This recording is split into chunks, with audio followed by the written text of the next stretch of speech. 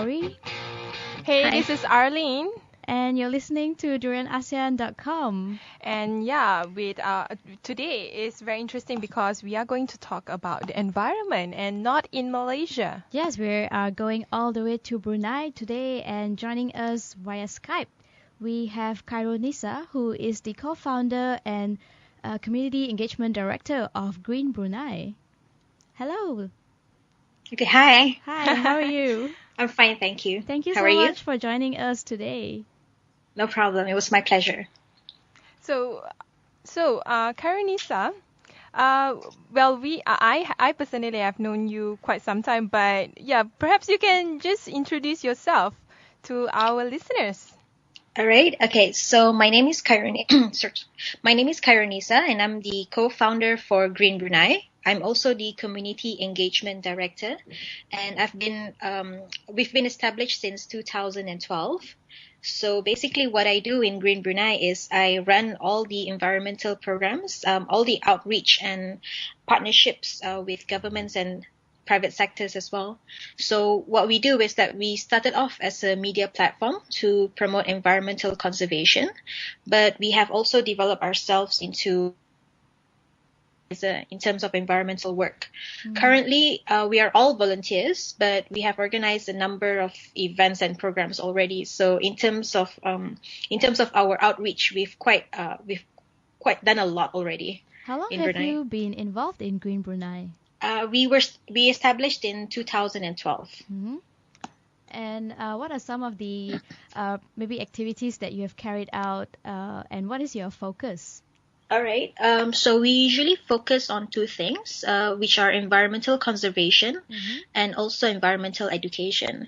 But we focus a lot on environmental education because we usually work with youth. So our target audience are usually young people, youth who are still studying in school, be it primary school, secondary, or university, because we believe in providing education to them so that it will help to develop their mindset towards a more eco-friendly concept. So what we do, it includes camps, seminars, workshops. We usually take the students out to outdoors and also indoors for different kinds of environmental education topics. So we basically conduct trainings on climate change as well as environmental practices. At the same time, aside from environmental education, we also focus a lot on conservation work. So we've been engaging the community to take part in tree planting efforts and also creating awareness on wildlife. Because I think that in Brunei, usually people just think that we're surrounded by trees, but they're not usually aware of what kind of endangered species that we have living in our country. So that's where we come in, and then we just kind of inform them, share with the public on what kind of wildlife that we have, what kind of treasures that we have living in Brunei here. So, I'm interested to know about Brunei's environment. As you all know, as you may know, in Malaysia, a lot of the discussion focuses more on sustainable development, on providing and also in preserving more of its natural resources, in particular in the area of Borneo, which is Sabah and Sarawak, and also the neighbor of Brunei. When it comes to the whole environment of Brunei, what's the government's focus on this? All right. So we're actually quite similar in terms of what the government is trying to do. I mean, we also have a focus on sustainable development as well. And since you mentioned Sabah and Sarawak, I mean, this is where the heart of Borneo comes in. I'm sure you're pretty aware of it. It's basically a government agreement between Malaysia, Brunei, and Indonesia to voluntarily protect our rainforests. But at the same time, the heart of Borneo goes beyond protecting our forests, but it's also focusing a lot on sustainable development. So what I understand is that the government, the leading agency for Heart of Borneo in Brunei, works with various government departments to ensure that whatever projects and programs that they conduct within the framework of within the boundaries of Heart of Borneo follows the sustainable development framework. But at the same time, other government departments as well have their own initiatives. For example, the Ministry of Development is working on an environmental audit to include air, land, toxic waste pollution, for example. We also have the green building initiatives, which was launched not too long ago. I think it was in 2012. So I think these are some of the government, the steps that the government has taken to ensure more environmental practices are being conducted within the government itself, as well as the policies that they introduce. So aside from that, the government has also been working on education as well. So environmental courses have been introduced in universities, but at the same time, they also encourage more students to take part in environmental clubs and competitions. It's basically just to generate more interest, more awareness about environmental efforts in the country. Mm-hmm. So what are some of the pressing environmental issues in Brunei right now? I think we share the same problem with Malaysia. I'm pretty sure, for example, number one is one of it is haze. So we also face a problem with haze in the country. I mean, the community, open burning is still quite common. So it's something that we are still trying to tackle. Aside from that, we also have a problem when it comes to overconsumption of our natural resources. I'm not sure if you've seen the statistics, but Brunei is basically a high Brunei consumes a lot of water and electricity. I mean, the problem here is basically the mentality, because in Brunei, I think that we have this kind of mentality where, number one, we think that someone else will solve the problem, and number two, because water and electricity is cheap, so we tend to consume that a lot because it doesn't seem to affect us, from an economic sense. Yeah, it seems like the Bruneians are living in utopia. Yeah, something like that. I mean, because it's quite, we don't see the problem because it doesn't really affect us, but it's something that, we think that even if it does happen, it's somebody else will fix it. It's the government's problem. It's not us, And so another area that I'm interested is the National Environment Conference that you hold annually. Yep. So let us know what is all about.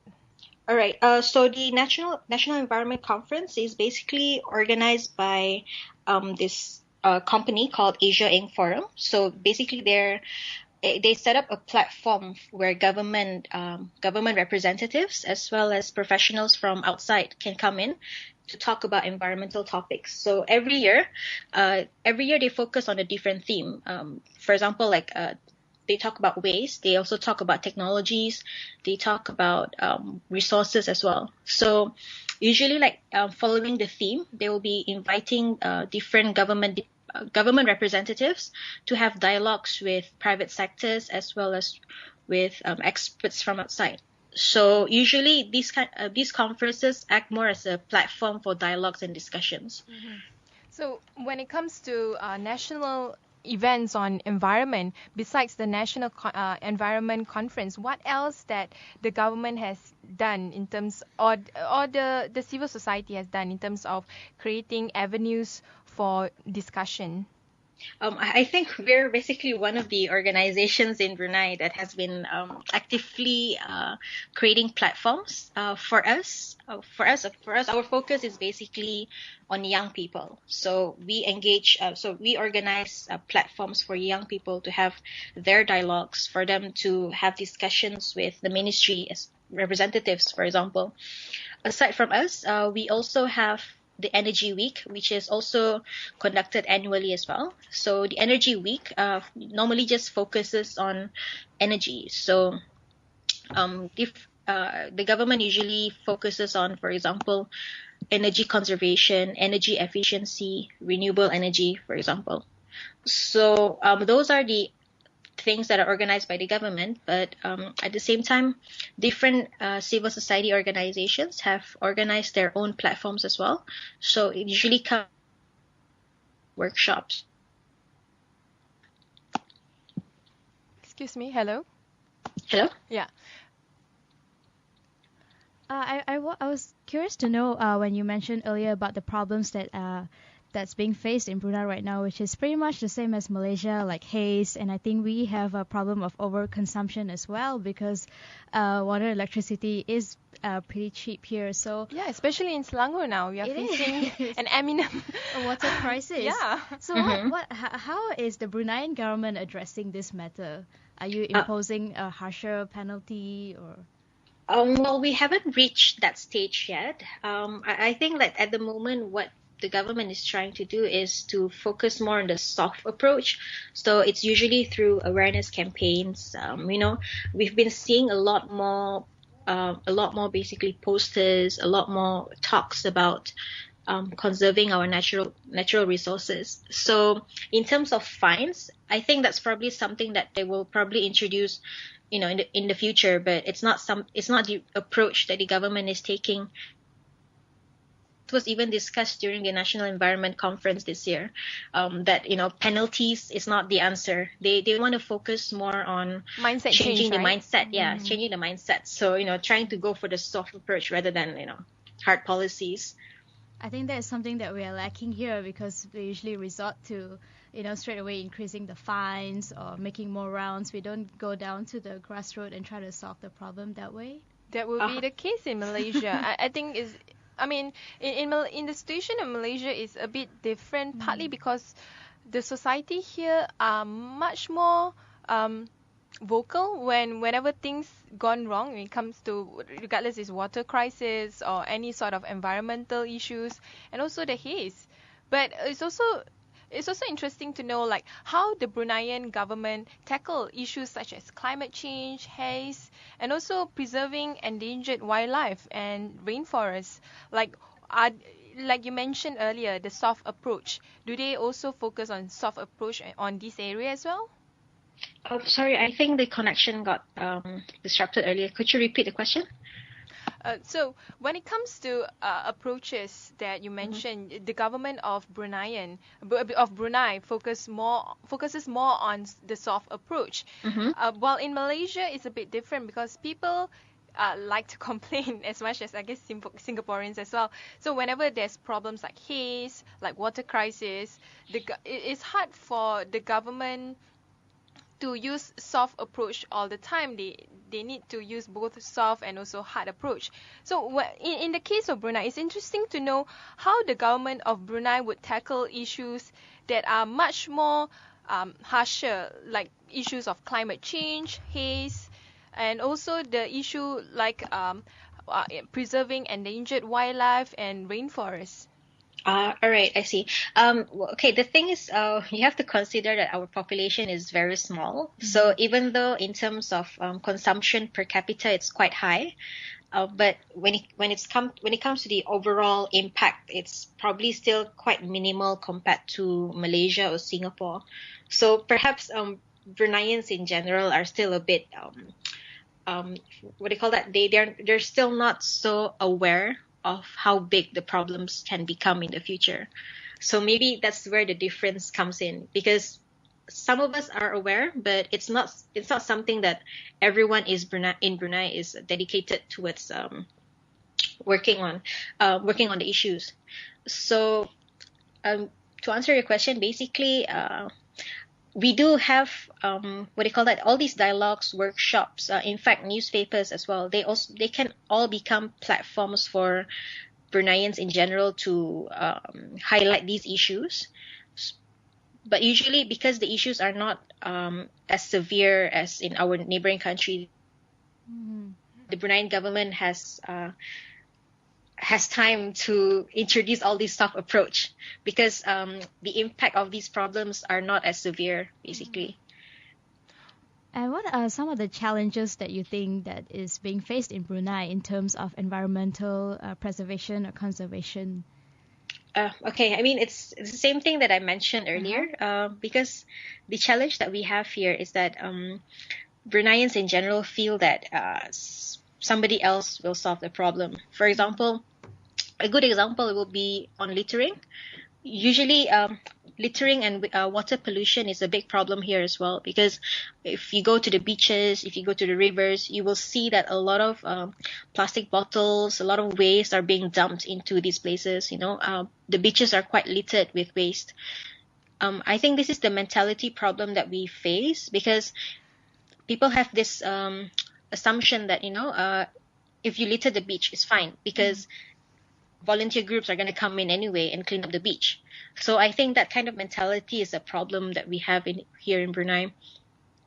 And another thing is that, as I mentioned earlier, because our water and electricity are quite cheap, so even though it's a blessing, but at the same time, it's also a problem that we have, because it makes the people consume more of them, and then it becomes a problem when the government plans to increase, for example, the prices of water and electricity. When you say mindset change, I think the biggest hurdle would be the younger generation, and you working alongside the younger Bruneians in your country. What do you think are the challenges that younger Bruneians are facing right now in terms of awareness of their environment and conserving them, as well as preserving, their natural resources?